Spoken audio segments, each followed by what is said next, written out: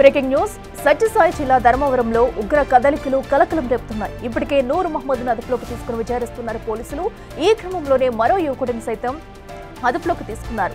పాకిస్తాన్ జెండాతో పాటు దాయాది దేశానికి చెందిన సోషల్ మీడియా ఇన్ఫ్లుయెన్సర్స్ వీడియోను వాట్సాప్ స్టేటస్ పెట్టుకున్నాడు యువకుడు రియాజ్. దీంతో అతడిని సైతం అదుపులోకి తీసుకుని విచారిస్తున్నారు. ఖాకీలో పాకిస్తాన్ స్వాతంత్ర దినోత్సవాన్ని పురస్కరించుకుని పాక్ జిందాబాద్ అంటూ వాట్సాప్ స్టేటస్ పెట్టుకోవడంతో పాటు సయ్యాద్ బిలాల్ వీడియోను అప్లోడ్ చేశాడు ఎర్రకుంట ప్రాంతానికి చెందిన రియాజ్. ఇలా ఒకే రోజు రెండు వేర్వేరు కేసులు వెలుగులోకి రావడంతో ఇప్పుడు అందరి దృష్టి ధర్మవరంపై పడింది.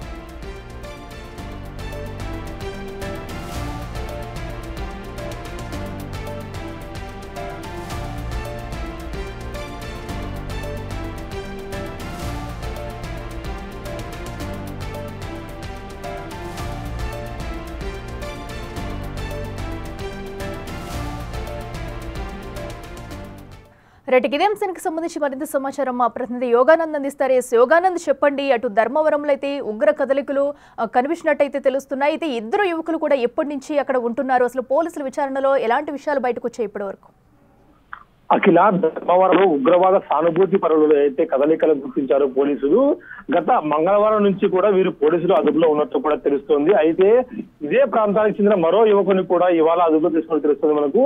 ఎర్రగుంట ప్రాంతానికి చెందిన రియాజ్ అనే వ్యక్తి పాకిస్తాన్ కి ఇన్ఫ్లుయెన్సర్ స్టేటస్ లో అయితే ఐ లవ్ పాకిస్తాన్, ఇలా హేట్ ఇండియా అంటూ కూడా పెట్టుకున్న స్టేటస్ లు కూడా పోలీసులు కనుగొని ఆ వ్యక్తిని కూడా అదుపులోకి తీసుకున్నారు. అయితే నిన్న గత ఆగస్టు 14 పాకిస్తాన్ స్వతంత్ర దినోత్సవం, ఆ సందర్భంగా పాకిస్తాన్ జిందాబాద్ అనే నినాదాలు కూడా ధర్మవరం చేసేందుకు కూడా గుర్తించారు పోలీసులు. అయితే ఈ వ్యక్తులు గురించి పాకిస్తాన్ యువకులకు సంబంధాలు ఉన్నాయి, డైరెక్ట్ ఉన్నాయి లేదా ఇండైరెక్ట్ గా ఏమైనా ఉన్నాయా అనే కోణంలో కూడా పోలీసులు దర్యాప్తు ప్రారంభించారు. అయితే ఇప్పటికే పాకిస్తాన్ గ్రూపులు కూడా కొన్ని ధర్మవరంలోని వ్యక్తుల వాట్సాప్ గ్రూపుల్లో కూడా ఉన్నట్టు గుర్తించారు. టెలిగ్రామ్, వాట్సాప్ ఆ లింకుల ద్వారా కూడా వీళ్ళు ఈ కార్యకలాపాలు కూడా చేస్తున్న గుర్తించారు. అయితే ఈ వ్యక్తి గత 40-50 ఏళ్ల నుంచి కూడా ఇక్కడే నివాసం ఉంటూ తెలుస్తుంది. ఎలా వీళ్ళకి కాంటాక్ట్ అయ్యాడు, వీళ్ళకి ఇంకా ఏమన్నా అవసరాలు తీర్చారా, వీళ్ళు ఏమైనా ఆర్థికంగా ఆదుకున్న తర్వాత వీళ్ళు ఏమన్నా కాంటాక్ట్ అయ్యారా అనేది కూడా పోలీసులు దర్యాప్తు చేస్తూ ఉన్నారు. ఇప్పటికే డిఎస్పీను అలాగే ఎన్ఐఏ అధికారులు కూడా వర్చువల్ గా విచారణ చేస్తున్నట్టు తెలుస్తుంది. మనకు పిఎస్ఐ అధికారులు వీరిని గుర్తించి గత మంగళవారం అదుపులోకి తీసుకుని తెలుస్తుంది. అయితే నూర్ మహమ్మద్ ఇంటిని కూడా పూర్తిగా కూడా సర్చ్ చేశారు పోలీసులు, కూడా కాలించారు. అలాగే 16 సిమ్ కార్డులు వైద్యం కూడా లభించినట్టు కూడా మనకు తెలుస్తుంది. ఈ విషయాలను బట్టి ఎంక్వైరీ చేసినట్టు తెలుస్తుంది. ప్రస్తుతానికి అయితే దర్యాప్తు అధికారులు పూర్తి వివరాలు చెప్పడం లేదు. కేవలం ఇప్పుడు ప్రాథమిక దశలో ఉంది కాబట్టి పూర్తి చెప్పలేమని చెప్తున్న పరిస్థితి ఉంది.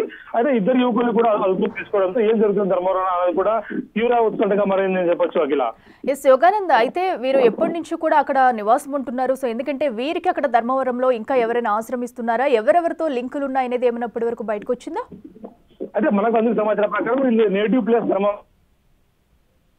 వీరు నేటివ్ ప్లేస్ అయినప్పటికీ పాకిస్తాన్ సానుభూతి పరులతో ఇన్స్టాగ్రామ్ లో కాంటాక్ట్, అదే విధంగా వాట్సాప్ గ్రూప్, టెలిగ్రామ్ గ్రూపుల్లో కూడా కాంటాక్ట్ అవ్వడం తెలుస్తుంది. గంటలు కనీసం రోజుల తరబడి కూడా ఫోన్ మాట్లాడినట్టు కూడా పోలీసులకు ఆధారాలు లభించాయి. వాట్సాప్ కాల్స్, ఆన్లైన్ కాల్స్ ద్వారా కూడా మాట్లాడుకోవడం కూడా పోలీసులకు ఆధారం లభించడంతో వీరిపై నిఘా ఉంచారు. ఇటు ఎన్ఐ అధికారులు కూడా స్థానిక పోలీసులకు సమాచారం ఇచ్చి మంగళవారం రాత్రి 7 గంటల సమయంలో నూర్ మహమ్మద్ అదుపులోకి తీసుకుని తెలుస్తుంది. అదేవిధంగా నూర్ మహమ్మద్ ఇచ్చిన ఇన్ఫర్మేషన్ ఆధారంగా ఎర్రగుంట ప్రాంతానికి చెందిన రాజా అనే వ్యక్తిని కూడా, రియాజ్ అనే వ్యక్తిని కూడా అదుపులోకి తీసుకున్నారు. ఈ ఇద్దరిని ప్రశ్నించిన తర్వాత మిగిలిన విషయాలు కూడా వివరించే అవకాశం కనిపిస్తుంది. అది ఎస్ యోగానంద్, అయితే వీరు ఇక్కడ సమాచారాన్ని ఎక్కడికైనా చేరవేస్తున్నారు? అసలు వీళ్ళ సోషల్ మీడియా ప్లాట్ఫామ్స్ చెక్ చేస్తారా పోలీసులు? వాటిలో ఏమైనా ఆధారాలు లభించాయా? ఖచ్చితంగా ఈ సోషల్ మీడియా ప్లాట్ఫామ్స్ ఆధారంగానే పోలీసులు కూడా వీరిపై దర్యాప్తు మొదలుపెట్టారు. ముఖ్యంగా పాకిస్తాన్ గ్రూపుల్లో వీళ్ళు ఏం మాట్లాడుకున్నారో, ఆ గ్రూపులు ఉన్నాయా లేదా ఏమైనా లీడ్ చేశారనేది కూడా తెలియాల్సి. ఎందుకంటే పాకిస్తాన్ సంబంధించిన గ్రూపులు నిరంతరం టచ్ లో ఉంటూ దానికి సంబంధించిన ఏదైతే వ్యక్తుల గ్రూపుల్లోనూ అలాగే ఆ కాంటాక్ట్స్ అయితే జైషే మహమ్మద్ లాంటి వ్యక్తులతో వీడియో కాల్స్ కూడా మాట్లాడుతుంది. ఆ వీడియో కాల్స్ వీళ్ళు ఏం సంభాషిస్తున్నారు, ఏమైనా ఎక్కడైనా ప్లాన్ చేస్తారా, లేదంటే మెట్రోపాలిటన్ నగరాలు చేస్తున్నారా, లేదంటే సెక్యూరిటీ తక్కువగా ఉండే 2 tier సిటీస్ ఏమంటే అన్నది కూడా ఉత్కంఠగా మరని చెప్పొచ్చు. ఇప్పటికే ధర్మవరంలో బంగ్లాదేశీలు 1000 మందికి పైగా ఉండటంతో మరింత మంది కూడా దీంట్లో చేరి ఉండొచ్చు అనే అభిప్రాయాలు వ్యక్తమవుతున్నాయి. అఖిల, ఎస్ యోగానంద్, అయితే వారు పెట్టిన స్టేటస్ వీడియోస్ అయితే చూస్తున్నాము. అంటే నిన్న ఏదైతే ఆగస్టు 15ని పురస్కరించుకుని పెట్టడం వెనుక ఏమన్నా రీజన్ ఉందనుకోవచ్చా? ఎందుకంటే ఇంత బహిర్గంగా వీడియోస్ని బయట పెట్టారంటే సో ఒక సవాల్ ఏమైనా విస్తురుతున్నారా, లేదంటే దేనికైనా వీళ్ళ ఇంటెన్షన్ ఏంటనుకోవచ్చు? ఖచ్చితంగా ఇది ఏదైతే ఆగస్టు 14 పాకిస్తాన్ ఇండిపెండెన్స్ డే ఉంటుంది, ఆగస్టు 15 ఇండియా ఇండిపెండెన్స్ డే ఉంటుంది. పాకిస్తాన్ జాతీయ దినోత్సవాన్ని స్వతంత్ర దినోత్సవాన్ని పురస్కరించుకొని యువకులు no India I love Pakistan status పెట్టడం వెనుక కుట్ర దాగి ఉంటుంది. ఖచ్చితంగా ఏదో ప్లాన్ చేసి ఉంటారు అనుమానిస్తున్నారు. అది కూడా వెనువెంటనే కనుగొనడం ఏదైతే ఆగస్టు 15 ముందే నూర్ మహమ్మద్ అరెస్ట్ చేయడంతో భారీ ప్రమాణం తప్పిందని చెప్పొచ్చు. ఇప్పటికైతే స్థానికంగా ఇచ్చిన పోలీసు సమాచారం అయితే కదా ఇప్పటికీ అదుపులో ఉన్నారు ఇద్దరు తెలుస్తుంది.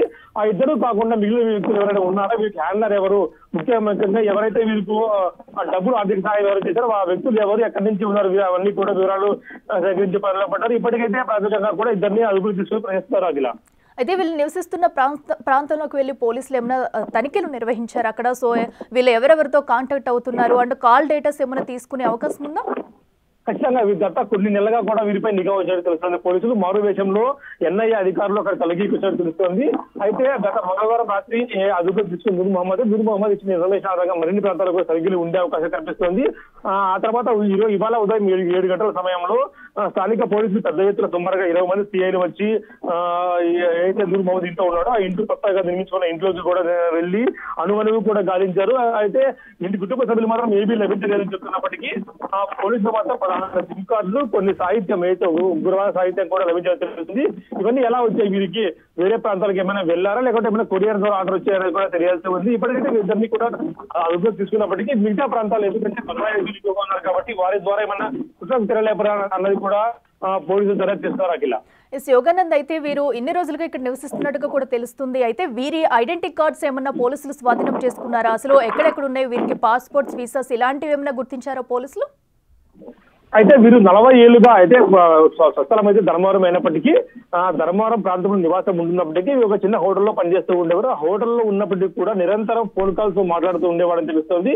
ఆ ఫోన్ కాల్స్ మాట్లాడినప్పుడు కూడా పోలీసులకు ఎక్కడ అనుమానం లేదు. కాకపోతే ఇంటర్నేషనల్ కాల్స్ మాట్లాడుతూ ఉండటంతో వివిధ యాప్ల ద్వారా కూడా ఇంటర్నేషనల్ కాల్స్ మాట్లాడుతూ ఉండటంతో పోలీసులు ఎన్ఐఏ అధికారులు కూడా నిఘా పెట్టారు. నిఘా ఉంచి గత కొన్ని నెలలుగా కూడా నిఘా ఉంచారు. గత మంగళవారం అయితే ఆగస్టు 15కు 2 రోజుల ముందు కూడా వీరిని నూర్ మహమ్మద్ అదుపులోకి తీసుకున్నారు. పాస్పోర్ట్ అయితే పక్కాగా మనకు సమాచారం లేదు, కానీ ఆ ఉగ్రవాద సాహిత్యము అలాగే 16 సిమ్ కార్డులు కూడా లభించడం తెలుస్తుంది. అయితే పక్కనింటి వ్యక్తి ఏదైనా చెప్పినప్పటికీ కూడా ఫోన్ మాట్లాడుతుంటాడు, కానీ ఎవరితో మాట్లాడడం మాకు తెలియదు అంటూ కూడా పక్కింటి వ్యక్తి కూడా చెప్పిన పరిస్థితి ఉంది. అఖిల, యోగానంద్, అయితే ఇప్పటికే నూర్ మహమ్మద్ విచారణ అయితే కొనసాగుతున్నట్టు తెలుస్తుంది. సో విచారణలో ఎలాంటి ప్రశ్నలు సంధించబోతున్నారు? సో ఇప్పటి వరకు ఏమైనా ఆధారాలు బయటకు వచ్చాయి? అలాగే రియాజ్ ను కూడా ఎప్పుడు విచారించే అవకాశం ఉంది?